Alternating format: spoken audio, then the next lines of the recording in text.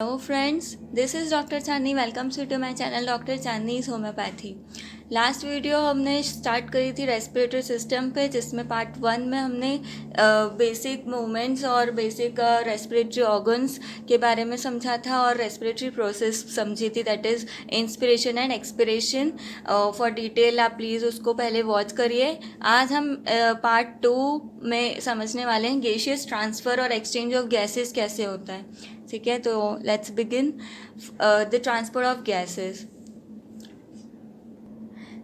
जैसे कि previous video में हमने देखा था कि इंस्पिरेशन में क्या हो रहा था कि लंग पेरेन्काइमल सेल का जो पार्शियल प्रेशर ऑक्सीजन का वो कम हो रहा था और एटमॉस्फेरिक एयर का एज कंपेरिजन टू ज़्यादा हो रहा था. तो डिफ्यूजन ऑफ एयर कहाँ होगा? From atmospheric air to the lungs. ठीक है, इसी तरह से डिफ्यूजन एंड द फ्लो ये बहुत इंपॉर्टेंट है गैसियस ट्रांसपोर्ट के लिए. अब क्या होता है, लंग्स में एयर एंटर हो गई है, लंग्स के थ्रू एल्वियोलाई में क्या होगा, जब पार्शियल प्रेशर ऑक्सीजन का ज़्यादा हो जाएगा, वहीं वीनस कैपिलरीज में पेरिफेरल टिश्यू कैपिलरीज में ऑक्सीजन का प्रेशर कम हो जाएगा.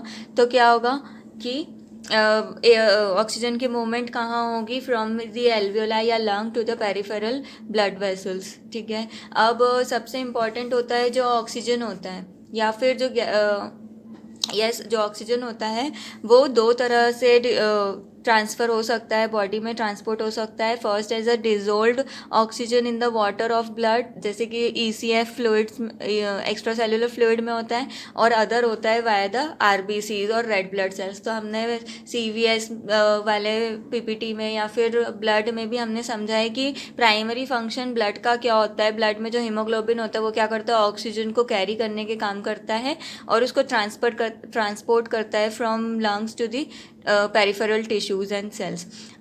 जो हीमोग्लोबिन से बाइंड होकर ऑक्सीजन ट्रांसपोर्ट होता है वो 30 to 100 टाइम्स मोर होता है as compared to dissolved oxygen into the body cells में क्या होता है, ऑक्सीजन जो है, जैसे कि रेस्पिरेशन की प्रॉपर डेफिनेशन हमने देखी थी कि ब्रेक डाउन होता है कॉम्प्लेक्स फूड सब्सटेंसेस का. इसके लिए हमको ऑक्सीजन की ज़रूरत पड़ती है. ठीक है, तो जब ऑक्सीजन आएगा बॉडी में तो ये क्या करेगा, फूड मटेरियल्स के साथ कंबाइन करके उनको लार्ज मॉलिक्यूल्स से स्मॉलर वंस में ब्रेक करेगा और उसको हम फिर मेटाबॉलिक एक्टिविटीज़ के लिए यूज़ करते हैं और एनर्जी रिलीज़ होती है. साथ ही जो कार्बन डाइऑक्साइड है वो भी रिलीज़ होता है. अब ये जो दोनों है, oxygen and the carbon dioxide, ये टोटली क्वालिटेटिवली और क्वांटिटेटिवली डिपेंड्स होते हैं ट्रांसपोर्ट के लिए किस पे? बॉडी फ्लूइड पे और द टिश्यू फ्लूइड पे. या बॉडी फ्लूइड और वाइटल फ्लूइड कौन सा है जो इनको कैरी करेगा? That is the blood. So proper amount of blood होना चाहिए हमारी बॉडी में, जिसके कारण हम लार्ज अमाउंट ऑफ ऑक्सीजन को कैरी कर पाएँ. ठीक है, अब ट्रांसपोर्ट कैसे होता है, इसके लिए बेसिक दो चीज़ें समझने की ज़रूरत है. First is the diffusion process from higher concentration to lower concentration. तो पूरे ट्रांसपोर्ट के फिनोमेना में पार्शियल प्रेशर जो है वो बहुत इंपॉर्टेंट है समझना. जैसे ही पार्शियल प्रेशर ऑफ ऑक्सीजन ज़्यादा होगा लंग्स में, वहाँ पे पेरिफेरल कैपिलरीज में कम हो जाएगा और ऑक्सीजन की मूवमेंट कहाँ होगी? From alveoli to the venous capillaries. ठीक है, वहीं जब वीनस कैपिलरीज में पार्शियल प्रेशर ऑक्सीजन का ज़्यादा बढ़ेगा और टिश्यूज़ और सेल्स में कम हो जाएगा, तो फ्लो ऑफ ऑक्सीजन कहाँ होगा? From venous capillaries to the tissues और द सेल्स. ऐसे ही कार्बन डाइऑक्साइड का ट्रांसपोर्ट होता है. कार्बन डाइऑक्साइड का जो पार्शियल प्रेशर है वो टिश्यूज़ और सेल्स में ज़्यादा रहेगा, वीनस कैपिलरी में जब कम होगा तो मूवमेंट कहाँ होगी उसकी? फ्रॉम टिश्यू और cells to the venous capillaries. और जब वीनस कैपिलरीज में कार्बन डाइऑक्साइड का प्रेशर ज़्यादा हो जाएगा और एल्वियोलाई या लंग्स में कम हो जाएगा तो उसकी मूवमेंट कहाँ होगी? From the venous capillaries to the alveoli and then from the alveoli to the atmospheric air. इस तरह से कार्बन डाइऑक्साइड एक्सपेल्ड आउट होगा और ऑक्सीजन जो है वो एंटर्ड होगा. ठीक है, high partial pressure of oxygen in capillary blood and tissues, it causes oxygen to diffuse into the surrounding cells. Cells में क्यों कम होता है? क्योंकि सेल्स का जो ऑक्सीजन है या फिर ATP मॉलिक्यूल्स है, हम वेरियस मेटाबॉलिक एक्टिविटीज़ के लिए लाइक डाइजेशन और दूसरी एक्टिविटीज़ में यूज़ कर लेते हैं. तो वहाँ पे डिमांडिंग हो जाता है ऑक्सीजन, और जहाँ पे डिमांड बढ़ेगी मतलब कि पार्शियल प्रेशर वहाँ पे उसका कम हो रहा है. ठीक है, तो इस तरह से ट्रांसपोर्ट होता है oxygen and the carbon dioxide का, और ये डिपेंड करता है total amount of blood present in the body and the flow of blood. कहीं पे भी वेसल कॉन्स्ट्रिक्शंस नहीं होना चाहिए, अथेरोस्क्लेरोसिस की कंडीशन नहीं होनी चाहिए। अगर ऐसी कुछ कंडीशन होगी तो वहाँ पे भी ऑब्स्ट्रक्शन होगा ब्लड फ्लो में, जिसके कारण प्रॉपर अमाउंट ऑफ ऑक्सीजन जो है वो डिफ्यूज़ नहीं हो पाएगी। ठीक है, तो ये दोनों बेसिक चीज़ें हैं। नाउ इस डायग्राम में हम बहुत डिटेल में समझ सकते हैं। ये है एल्वियोलर एयर स्पेसेस, ये है venous capillaries and the RBCs. Now the systemic capillaries and the tissues and the cells. ठीक है, तो फर्स्ट अपर पार्ट में हम देखते हैं ऑक्सीजन का डिफ्यूजन फ्रॉम एल्वियोलर स्पेस, क्योंकि ब्रीद इन हो इंस्पायरेशन हो चुका था और ऑक्सीजन की एंट्री एल्वियोलर सैक्स तक हो गई थी। उसके बाद हम देखते हैं वहाँ पे ये जो है वीनस कैपिलरीज से कनेक्टेड होती है ना, पल्मोनरी कैपिलरीज द एल्वियोलाई।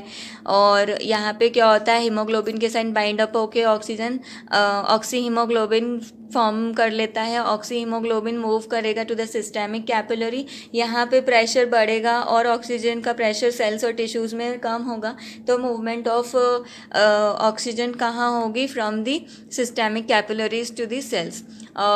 यहाँ नीचे डायग्राम में हम कार्बन डाइऑक्साइड का ट्रांसपोर्ट देख लेते हैं, टिश्यूज़ और सेल्स से कहा जा रही है सिस्टेमिक कैपिलरीज में।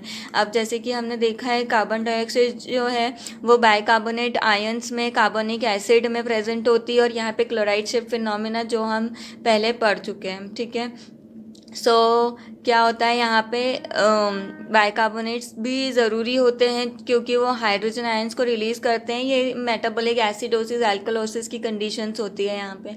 नाउ सिस्टेमिक कैपिलरी में partial pressure of carbon dioxide increase होगा और पल्मोनरी कैपिलरी में डिक्रीज होगा, तो मूवमेंट किस तरफ होगी, towards the pulmonary capillaries. Pulmonary capillaries में बढ़ जाएगा कार्बन डाइऑक्साइड का पार्शियल प्रेशर और एल्वियोलर सैक्स में कम हो जाएगा, तो मूवमेंट होगी towards the alveolar sac and then into the atmosphere. So this is the transport of gases. ना ऑक्सीजन ट्रांसपोर्ट दो तरह से होगा। मीन तो सिंपल सॉल्यूशन हो गया and in the form of oxy haemoglobin. Simple solution like dissolved in water और the plasma fluid. ठीक है, बहुत ही negligible amount, that is total amount का 3% जो है लाइक 0.3 ml पर 100 ml ऑक्सीजन जो है इस फॉर्म में सिंपल सॉल्यूशन के फॉर्म में ट्रांसपोर्ट होता है।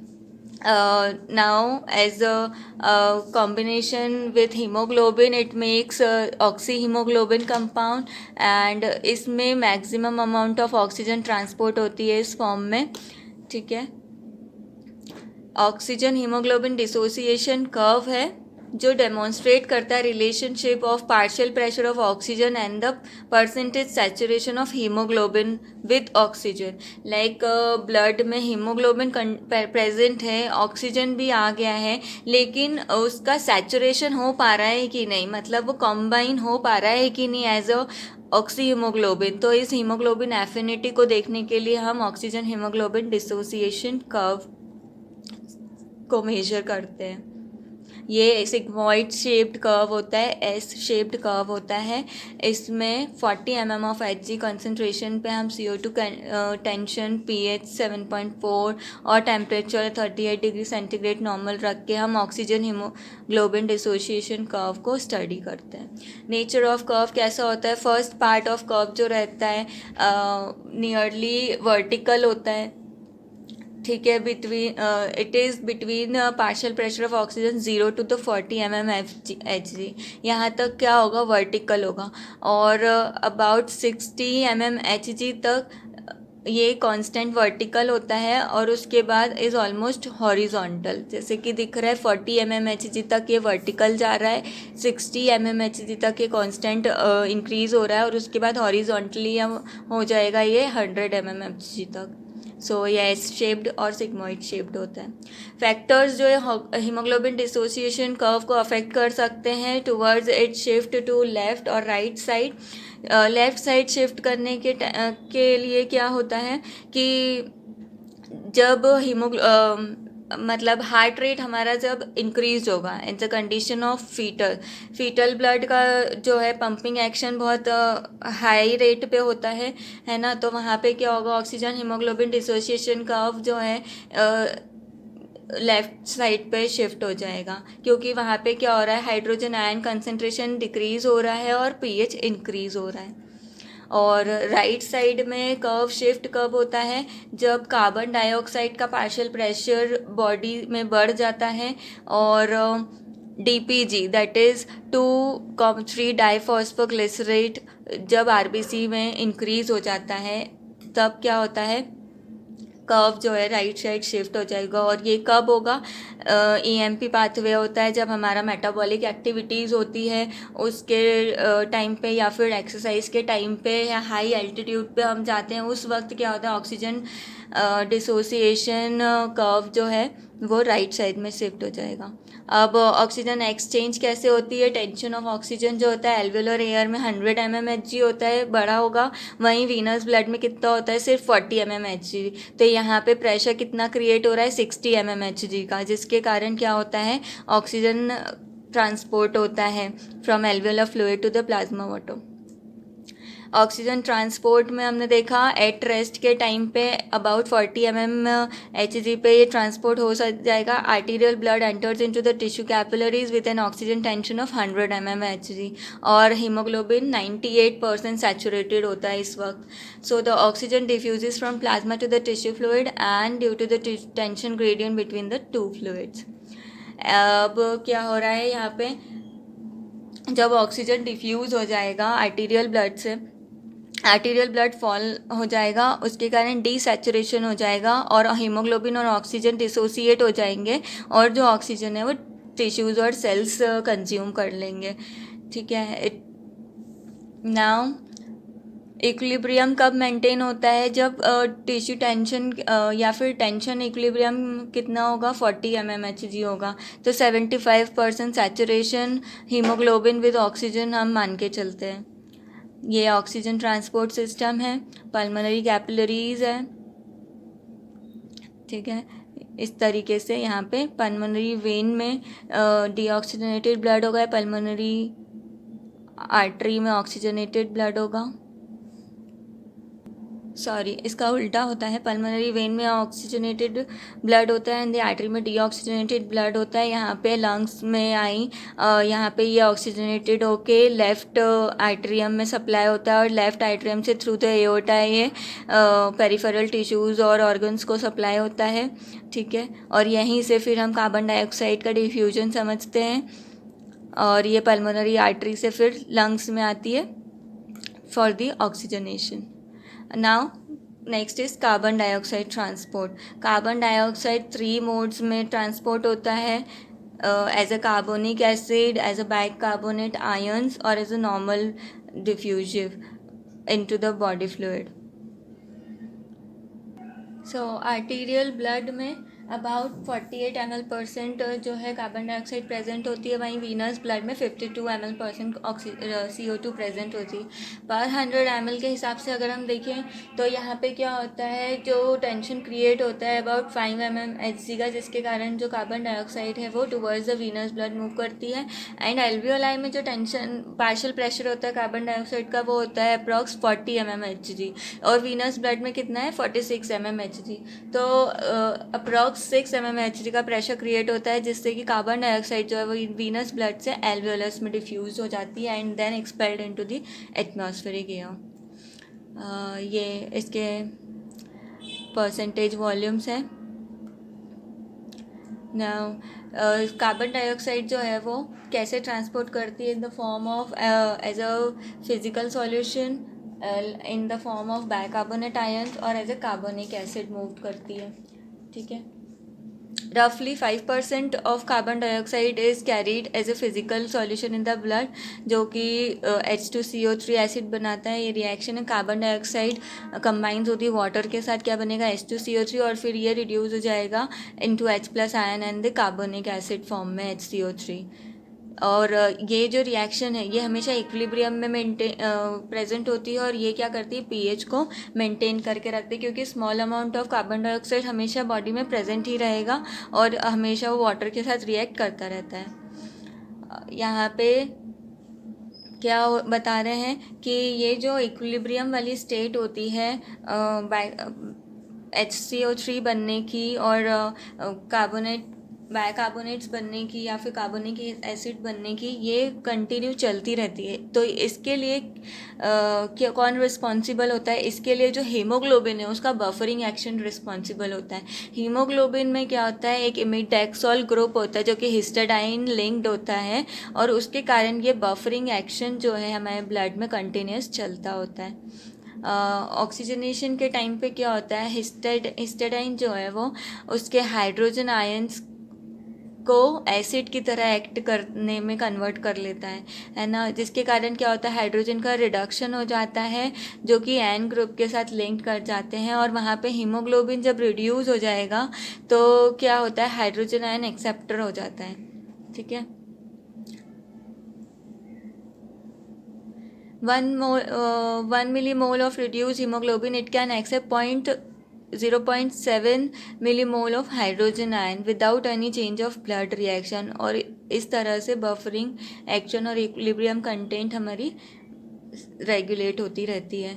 और हीमोग्लोबिन में एक और NH2 रेडिकल होता है जो कि वेलिन होता है, वेलिन से लिंक्ड होता है, वो भी ऑक्साइलेबल होता है लाइक द हिस्टाडाइन लिंक्ड प्रोटीन, और जिसके कारण भी ये बफरिंग प्रॉपर्टी मेंटेन्ड होती है। Now maximum part of carbon dioxide is transported in the form of bicarbonate ions, and it is approx 80% of CO2 is carried as in this form, है ना। अब ये क्या होता है यहाँ पे हम देखेंगे क्लोराइड शिफ्ट फिनोमेना भी होता है।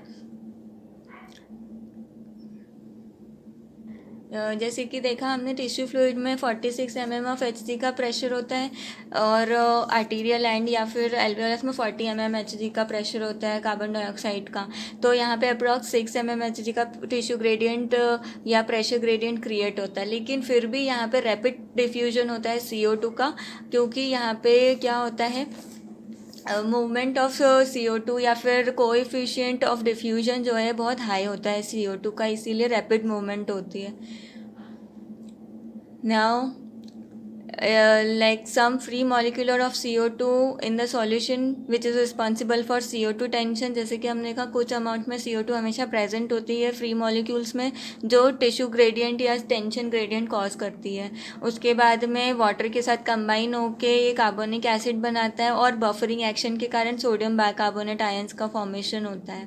और थोड़ा अमाउंट में जो कार्बन डाइऑक्साइड है वो कार्बन अमीनो प्रोटीन के फॉर्म में भी ट्रांसपोर्ट होता है फर्स्ट। और नेक्स्ट इज़ अब हम इसको कैसे मेजर करेंगे, कैसे हम स्टडी करेंगे, तो कार्बन डाइऑक्साइड डिसोसिएशन कर्व, जैसे कि हमने ऑक्सीजन हीमोग्लोबिन डिसोसिएशन कर्व से उसकी स्टडी करी थी, वैसे ही इसमें होता है कार्बन डाइऑक्साइड डिसोसिएशन कर्व। और CO2 कंटेंट ब्लड में वैक्यूम की कंडीशन में नील होता है। ठीक है, वहीं जब इवोल्यूशन होता है CO2 का, लाइक ऑक्सीजनेशन होता है, ब्रीदिंग होती है, तो वहाँ पे क्या होता है, CO2 का इवोल्यूशन होता है या फिर एक्सपायरेशन होता है। और CO2 टेंशन जब बढ़ता है ब्लड में तो क्या होता है, अमाउंट ऑफ ऑक्सीजन जो है वो ज़्यादा इंक्रीज़ हो जाती है, और जब CO2 टेंशन फॉल होता है तो CO2 कंटेंट भी ऑब्वियसली डिक्रीज़ हो जाएगा। ये है कार्बन डाइऑक्साइड डिसोसिएशन का। And now carbon dioxide in RBCs, तो यहाँ पे क्या होगा, वो कार्बोक्सी हीमोग्लोबिन के फॉर्म में ट्रांसपोर्ट होगा। ये जो यहाँ पे normal amount of CO2 transport होता है, साथ ही साथ ये कार्बोक्सी हीमोग्लोबिन बनने की प्रोसेस क्यों इम्पॉर्टेंट होती है, क्योंकि इससे एसिड और बेस बैलेंस होता है, दैट इज़ pH मेंटेन होता है हमारे बॉडी फ्लूइड का। सो CO2 कार्बन हीमोग्लोबिन के साथ कंबाइन होगी, क्या बनाएगी, कार्बो अमीनो हीमोग्लोबिन, जो कि वाटर के साथ रिएक्ट करेगा और अमाइन रेडिकल्स को रिलीज़ कर देगा। ठीक है, और रिवर्सिबली रिएक्शन होती है, इसमें लूज बॉन्ड बनता है, तो CO2 ईजिली रिलीज हो जाती है into the alveoli where the partial pressure of carbon dioxide is lower than the pulmonary capillaries, तो ईजिली वो रिलीज भी हो जाती है। और बहुत ही कम अमाउंट की CO2 इस फॉर्म में ट्रांसपोर्ट होती है। Approx 30% of total quantity of CO2 is transported as a carboxy haemoglobin और the protein carbo amino haemoglobin compound. ये RBCs का डायग्राम है। यहाँ पे क्या हो रहा है, पहले तो कार्बन डाइऑक्साइड जो है सेल्स से उसका डिफ्यूजन हो रहा है इनटू द सिस्टेमिक वेसल्स में। यहाँ पे क्या हो रहा है, वाटर के साथ कंबाइन होगी तो क्या बनेगा, बाइकार्बोनेट आयंस बनेंगे, कार्बोनिक एसिड बनेगा in the presence of enzyme carbonic anhydrase. फिर कार्बोनिक एसिड जो होता है, क्योंकि यहाँ पे प्लाज्मा फ्लूइड में भी सोडियम पोटेशियम क्लोराइड आयंस ये सब प्रेजेंट होते हैं वाटर मॉलिक्यूल्स, तो यहाँ पे क्या होती है, डिफ्यूजिव मूवमेंट्स इसकी चलती रहती है कंटिन्यूस। अब ये क्या होता है, प्लाज्मा फ्लूइड से क्लोराइड आयन जो है वो RBCs में जब मूव कर जाते हैं और यहाँ पे कार्बोनिक एसिड के बाद जो बाइकार्बोनेट आयन बने हुए ये क्या करते हैं, क्लोराइड आयंस के साथ रिएक्ट करते हैं और ये इसी को हम क्या बोलते हैं, क्लोराइड शिफ्ट फिनोमिना। जो NaCl प्लाज्मा फ्लूइड में प्रेजेंट होता है और यहाँ पे KCO3 बन जाएगा, that is potassium bicarbonate ion. तो ये क्या करेगा, पोटेशियम की मूवमेंट होगी into the plasma fluid and chloride की मूवमेंट होगी into the RBCs and carbonate ions की मूवमेंट होगी इनटू द प्लाज्मा फ्लूइड। तो प्लाज्मा फ्लूइड में क्या बन जाएगा, सोडियम बाइकार्बोनेट, और RBCs में क्या बन जाएगा, पोटेशियम क्लोराइड बन जाएगा, जो कि उसकी नर्वस और इम्पल्स जनरेशन वाली एक्टिविटीज़ को इंक्रीज़ करेगा या फिर एक्टिवेट करेगा। तो इस तरीके से, और जब कार्बन डाइऑक्साइड हीमोग्लोबिन के साथ कंबाइन होगा तो क्या बनाएगा, कार्बो अमीनो हीमोग्लोबिन कंपाउंड्स बनाएगा। सो यहाँ पे हम इसको समराइज़ कर लेते हैं। इन द डिफ्यूज और कॉमन डिजॉल्व फॉर्म में अप्रॉक्स 7% ऑफ CO2 ट्रांसपोर्ट होता है हीमोग्लोबिन के साथ कंबाइन होकर 23%, और as a carbonic acid 70% of carbon dioxide जो है ट्रांसपोर्ट होता है। तो मैक्सिमम ट्रांसपोर्टेशन कैसे होता है, in the form of carbonic acid. Now oxygen transport back into the lungs. अब ये तो हमने देखा था कि ऑक्सीजन जो है वो टिश्यूज़ में कैसे आया था, ठीक है, कैपिलरीज में कैसे आया था।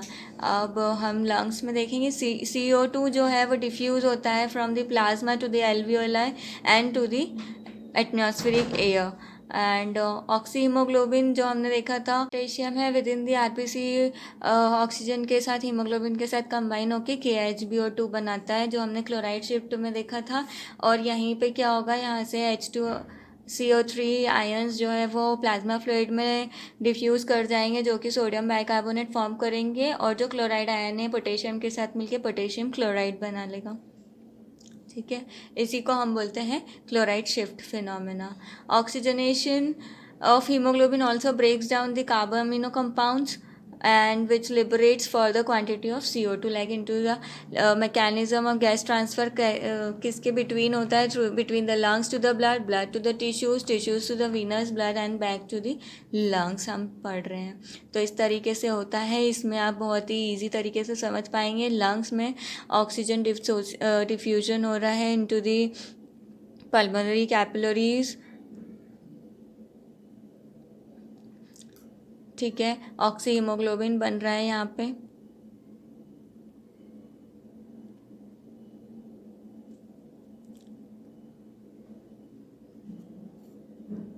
वीनस ब्लड में हम देखें, यहाँ पे हीमोग्लोबिन के साथ HCO3 कंबाइन हो रहा है, इस तरह से डिसोसिएशन होता रहता है। ऐसे ही CO2 का डिफ्यूजन हो रहा है from tissue fluid to the systemic capillaries. यहाँ पे कार्बोनिक एसिड बन रहा है।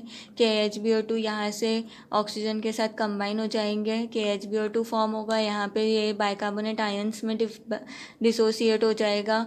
ये बाइकार्बोनेट आयंस इसको लेके वहाँ मूव कर जाएंगे इनटू द लंग्स। तो इस तरह से pulmonary and the systemic circulation carry होता है ब्लड में।